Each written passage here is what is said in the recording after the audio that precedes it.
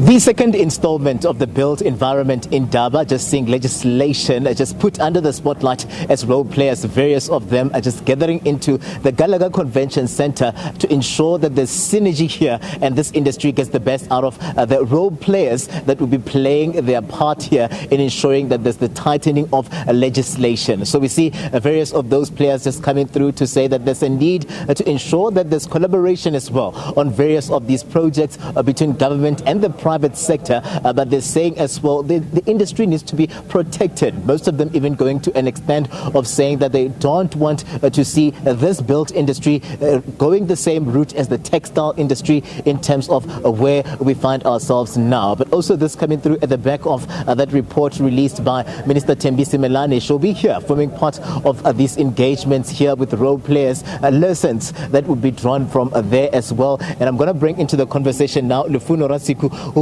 just give us a sense of how then all of these issues could be canvassed to ensure that we get the best out of legislation. We often are told that South Africa is not short of ideas. We're not short of legislation, as we rally behind ensuring that we turn the country into a construction site as per what the president is envisioning here. How do we ensure that we take advantage of this legislation, but ensure as well that we're pushing for transformation within this sector? Welcome to the SABC.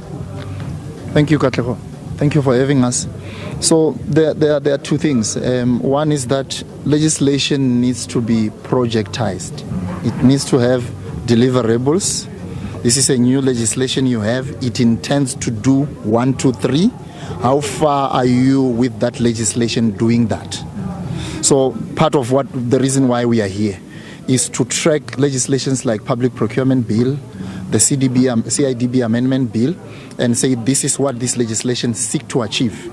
And then we also canvass the participation of the professionals to make sure that they track what these pieces of law are designed to do and whether they are doing that or not.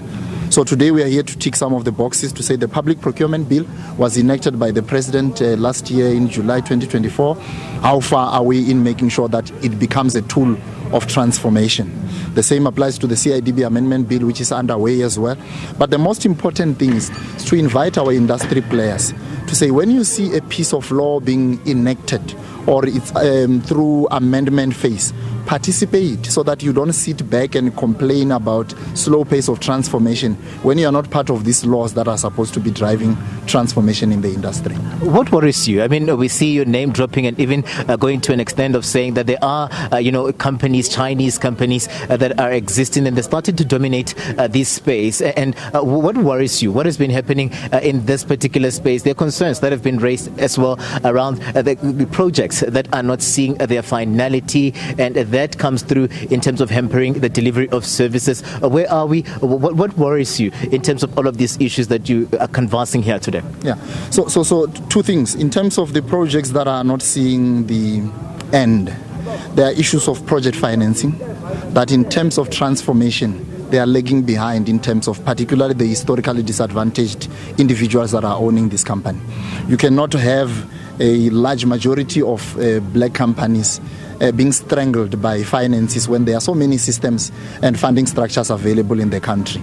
So the second part is when you bring in international companies to come and play in the economic space, have you ticked the box of what you are supposed to do for the locals first, the companies that are supposed to be part of beneficiation in the country before you stretch your hand elsewhere?